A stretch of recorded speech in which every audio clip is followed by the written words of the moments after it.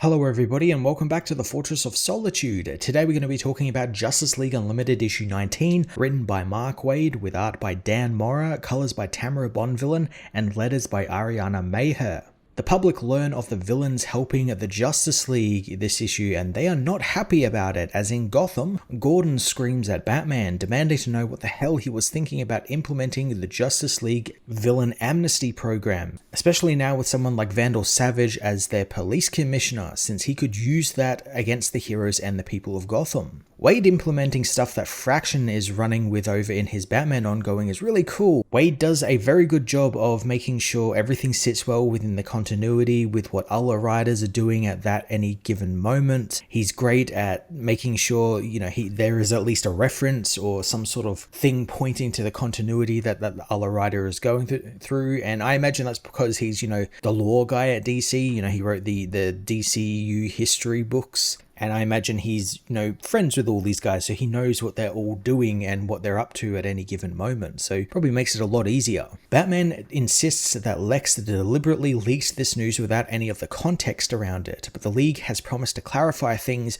with the media, and later on, Wonder Woman and Black Lightning lead a press conference with the United Nations to fill them in on the amnesty program, while Captain Atom meets with the Joint Chiefs of the military to ensure the villains will be acting under extreme strict supervision to eliminate any and all civilian risk. Meanwhile, Jack Ryder and Livewire discuss the program on their podcast, with Jack criticizing how he and Livewire are kind of feeling left out of all of this and like NPCs and not really knowing what's going on with these superheroes and what they are doing. After they go off air, Livewire asks why Jack is rage baiting the people that listen to them, since while that's all well and good, both she and Jack are literally Justice League members, with Jack secretly being the creeper, so they should be supporting their friends and allies. Interestingly, Jack fires back with the fact that they both didn't get a vote on all of this, and neither did 90% of the League. It was just all of the big guns who decided that they're going to do this and then mandated it to happen. Okay, Waid using this whole thing to stir up infighting in the Justice League is cool. This is exactly what Lex planned for, because really up until now, the Justice League has been all pretty on terms with everything that's been going on. They've kind of had little, arguments here and there, but they've only just been like verbal arguments. And I could see this escalating into something else. And I guarantee you this is what Lex planned for. He wants the heroes fractured and weak for when he inevitably unleashes his plans for revenge on them. Jack knows the public does hate this program and what will happen the first time it ends up going wrong. Elsewhere, a League team run by Wonder Woman and Lex arrive at Fort Mayer, Utah, to respond to a military facility under attack by Neutron, a metahuman villain who can manipulate radiation. He's assisted by Felix Faust, and they both believe that they were granted amnesty by the Justice League, even though Wonder Woman is sure to tell them that only specific individuals were chosen for the program, and both Faust and Neutron were not in it. This is a villain combo that's really interesting, since it's not something you see a lot of. Magic and I guess like science radiation stuff, you usually see those things are far and few between, and I like that Waid is using two lesser known villains instead of two more well-known ones, something that's just been kind of like the secret gold of this book, using characters you wouldn't usually expect to see in a Justice League book, or at least so prominently in a Justice League book. Also, I guess Shazam is now back to using the Captain Marvel name. They called him Shazam, then the Captain, then, either one of those names, and I guess now he's back to Captain Marvel. I guess they sorted out whatever legal thing that prevented them from doing that. I'm not exactly sure what exactly it was, but cool. I'm glad that he's back to being called Captain Marvel now, and I'm sure a lot of people are happy about that as well. As Force proclaims that he and Neutron both have amnesty, Superboy, Steel, and the Atom come to ask Batman how they can help with the threat down on Earth. The frustrated Batman insists that this is being handled, and adding more heroes to the battle will just confuse the public further and make things more chaotic. I'm liking the upper leadership of the Justice League are just kind of scrambling to sort out what the hell is going on, and barely staying ahead of everything here just because of what Lex did. It's kind of panicked them a little bit, and it's shown here really well where Batman is a little bit more blunter than he usually is, and just not having time for anyone, or doesn't want anyone to get in his way.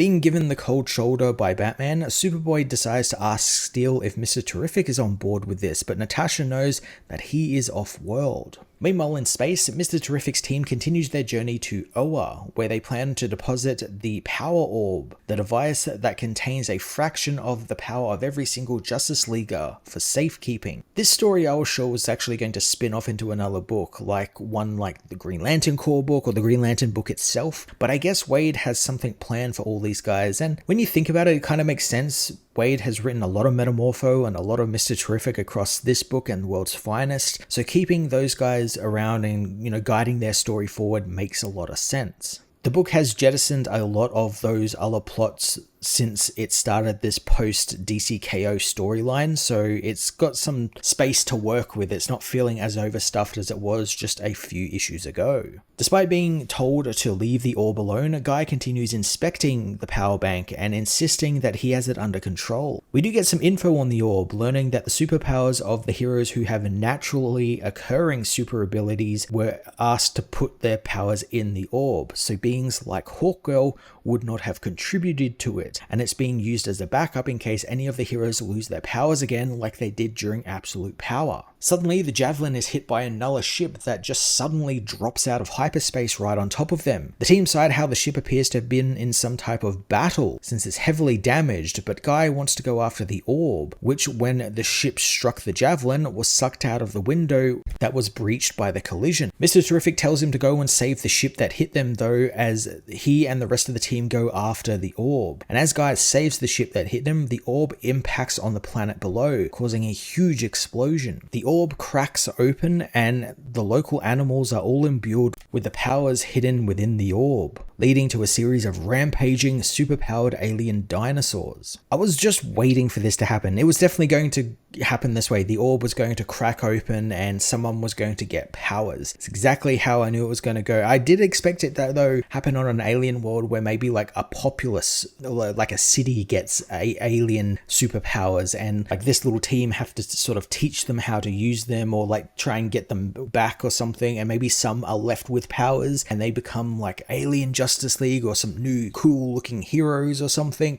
But I do kind of fuck with them just being giant alien dinosaurs. That's a very Saturday morning cartoon thing for Wade to do. And he's done that quite a fair bit across this book and World's Finest. Just having a lot of fun, smashing the action figures together. It's cool. And I'm intrigued to see how this team are going to deal with all these rampaging monsters. Back on Earth, Neutron and Felix Force are really giving the League a run for their money, tying down Lex and Starro, but luckily Starro has a plan, ripping one of his limbs off and causing it to grow into another Starro, which leaps on Force's face and mind controls him, getting him to stop his magic. With one villain down, Captain Marvel wants to know what Neutron is doing at the base, and Batman tells him that the facility holds nuclear isotopes worth millions to any foreign power who could get their hands on them, and Neutron is one of the few people on Earth who could handle them safely without any accidental exposure. Batman also believes that Force was there since he was dealing with the villain's transport via his magical portals.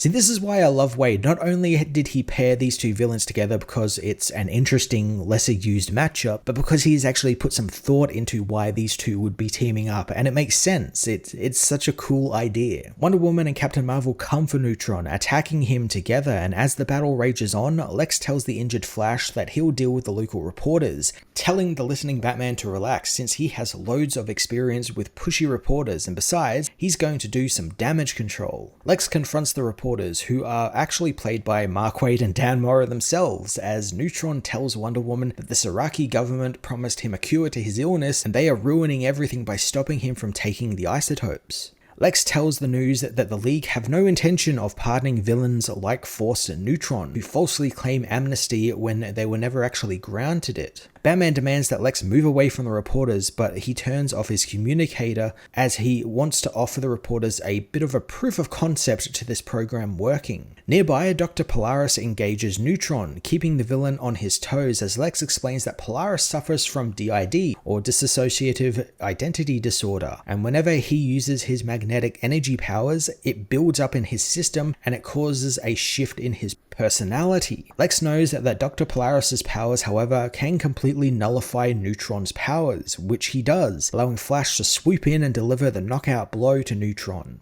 Lex is really playing the long con here. I wouldn't be surprised if he had a hand somewhere in the background setting up this very fight so he could manipulate the news cycle and prove to the people that they have nothing to worry about with the villains joining the league, kind of luring them into a false sense of security. Then he and the villains will launch their attack at some unknown date in the future. It might be a bit too obvious, like that does feel very obvious of what Lex is doing, but we do know that he is very upset that Superman won the Omega tournament and took it from him, and this could be like some long con to get one over, not just on Superman, but on the entire superhero community for betraying him like they did. Dr. Polaris addresses the press, telling them that he is grateful for the amnesty program for giving people like him the help he needed, and it's about time he and the heroes took this step forward towards healing, especially in a world ravaged by Darkseid. This will be the beginning of them serving a higher power. Back at the Watchtower, Batman is surprised that for now, Lex has managed to put the genie back in the bottle and curbed the public backlash against the League. Yet he still decides to keep his distance from Lex since he doesn't want to beat the man to death. Steel, Superboy and Airwave meanwhile watch Polaris' interview, finding it rather dicey on if this is the real deal, and Connor doesn't think that any of these guys have any chance of being good guys now. However, Natasha thinks they definitely have a chance to turn good if they want to. Suddenly, Airwave begins acting strange. Talking, but he knows he's not actually talking, like he's being used as some type of radio communication device. Natasha thinks that he's picking up some type of signal when Airwave suddenly explodes into green sonic energy, transforming the Watchtower computer banks around him as he becomes the Brainiac Queen, who demands to know where her mother Amanda Waller is. Brainiac Queen coming back, which is teased on the cover of this issue, it wasn't some big surprise or anything, is something I still did not expect to happen, let alone to poor Airwave, who yet again died another painful death. And I don't know what Wade's deal is with Airwave, because he likes the character obviously, he's keeping him around, but he loves giving this kid painful looking deaths or injuries or doing something really ominous and terrifying with him. I kind of like it. I really like that this is what this character has become, and that's his penance for joining the Justice League. The Queen coming back is cool. I liked her character, and if this means revisiting a lot of the absolute power stuff between her and Waller and how Waller raised the Queen as her own in that weird VR thing, it could lead to some really cool stuff. And again, Wade is writing the stuff. He wrote most of Absolute Power with Joshua Williamson, so he knows this character inside and out. I'm intrigued to see what he's going to do with the Brainiac Queen. Justice League Unlimited issue 19 fleshed out the villain amnesty program a lot and saw it in action quite a fair bit, driving Lex's long gestating plans for revenge forward in quite a big way. I'm really intrigued to see what Wade's going to do with that, because right now the whole revenge plot feels too obvious. It feels like there's going to be the other shoe dropping very soon and we get the twist to the story. I really do love Wade's villain pairings this issue. Neutron and Force are really interesting villains to pair together, and it's always something that this book has done really well, especially with the heroes, pairing lesser known or, heroes you wouldn't usually expect together and having them fight villains who you never really expect to be together. It's been really fun seeing that stuff come and go throughout the series, and I just love that he keeps doing it, and it always feels fresh and unique and new. I'm going to give this issue an 8.5 out of 10.